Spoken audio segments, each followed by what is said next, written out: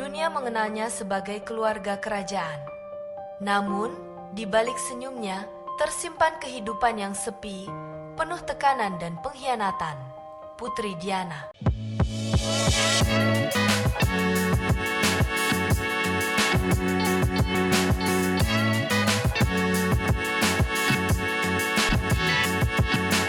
Satu Juli 1961, Park House, Sandringham, Norfolk, Inggris. Diana Frances Spencer terlahir dari pasangan Edward John Spencer dan Frances Roach, keluarga aristokrat terpandang. Sejak kecil, Diana dikenal memiliki kepribadian yang hangat, mudah bergaul, penyayang, dan memiliki empati yang besar kepada orang lain. Namun, 1969, kedua orang tua Diana bercerai, dan banyak yang meyakini pengalaman masa kecil ini membekas hingga Diana dewasa. Sementara itu, di lingkungan kerajaan Inggris, Pangeran Charles sedang menjalin hubungan dengan Camilla Shan.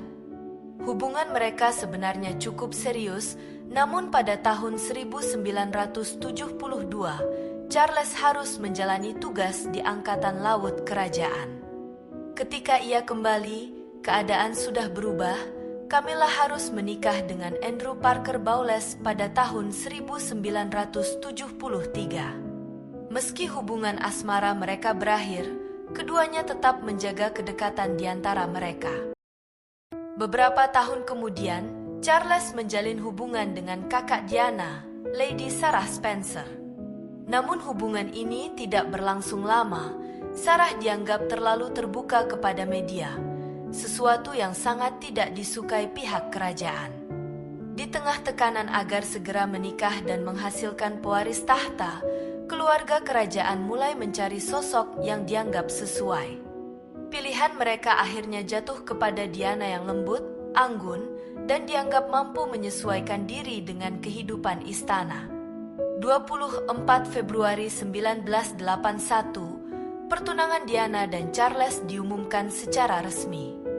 Namun di balik pesta pertunangan mewah itu, tanda-tanda kepalsuan mulai terlihat. Saat seorang wartawan bertanya, "Apakah kalian saling mencintai?" Diana menjawab singkat, "Tentu saja." Namun Charles menjawab dengan kalimat yang membuat banyak orang terdiam, "Whatever in love mean." 29 Juli 1981, pernikahan Charles dan Diana digelar, disaksikan sekitar 750 juta penonton televisi di seluruh dunia. Dunia merasa sedang menyaksikan kisah Cinderella menjadi kenyataan. Sebagai seorang ibu, Diana membawa perubahan besar dalam tradisi kerajaan. Ia memeluk anak-anaknya di depan publik, mengantar sekolah, mengajak bermain, menikmati kehidupan seperti keluarga biasa lainnya. Melihatnya, rakyat semakin mencintainya. Popularitas Diana melejit melampaui Charles. Namun popularitas itu juga membawa resiko. Paparazzi selalu mengejarnya kemanapun ia pergi. Sementara itu, di balik dinding istana Buckingham, pernikahan Charles dan Diana diam-diam mulai runtuh. Charles kembali menjalin hubungan dengan Camilla, sementara Diana mulai merasa kesepian. Tekanan demi tekanan membuat kondisi mental Diana semakin memburuk. Melalui buku Diana Her True Story karya Andrew Morton, dunia mulai mengetahui sisi lain kehidupan sang putri. Diana mengaku mengalami depresi berat, bulimia, gangguan kecemasan, bahkan pernah menjatuhkan diri saat sedang mengandung William dari tangga, karena merasa tidak mendapat perhatian dari Charles. Pengakuan itu mengejutkan dunia, karena untuk pertama kalinya, publik melihat bahwa kehidupan kerajaan ternyata tak seindah yang mereka bayangkan. Awal dekade 1990-an, mimpi buruk bagi keluarga kerajaan semakin menjadi-jadi. Rekaman percakapan intim Charles dengan Camilla bocor, termasuk percakapan pribadi Diana dengan pria lain juga tersebar ke publik. Media terus memberitakan konflik rumah tangga kerajaan, citra keluarga kerajaan berada dalam titik terendahnya. Puncaknya, 1995, Diana tampil dalam wawancara BBC Panorama yang ditonton lebih dari 22 juta orang di Inggris. Dalam wawancara itu, ia berbicara sangat terbuka tentang semua yang ia alami di dalam istana. Lalu ia mengucapkan kalimat sederhana yang hingga kini masih dikenang publik, "There were three of us in this marriage." 28 Agustus 1996, Charles dan Diana resmi bercerai.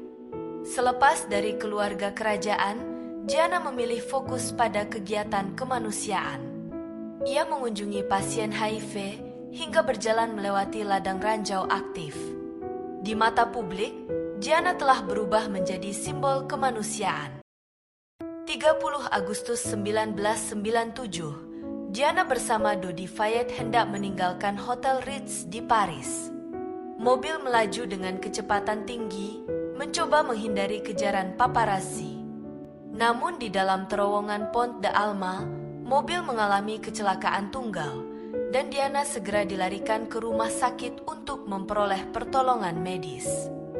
Beberapa jam kemudian, pukul 4 pagi, 31 Agustus 1997, pihak rumah sakit mengumumkan putri Diana telah berpulang di usia 36 tahun.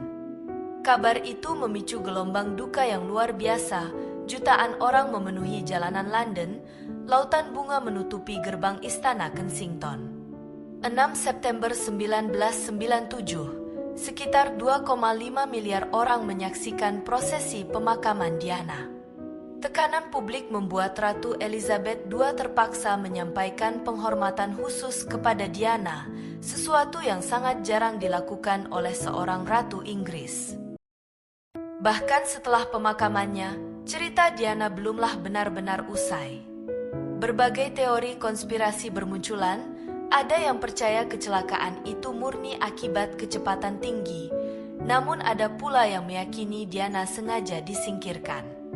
Salah satu alasan munculnya teori itu adalah surat yang pernah ditulis Diana kepada mantan butlernya Paul Burrell.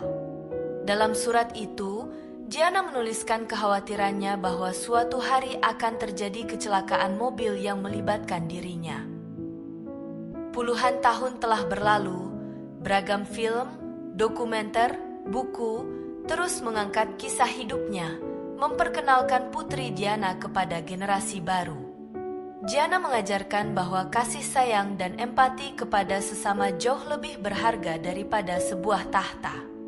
Dan mungkin itulah alasan mengapa hingga hari ini dunia masih terus mengenang putri Diana.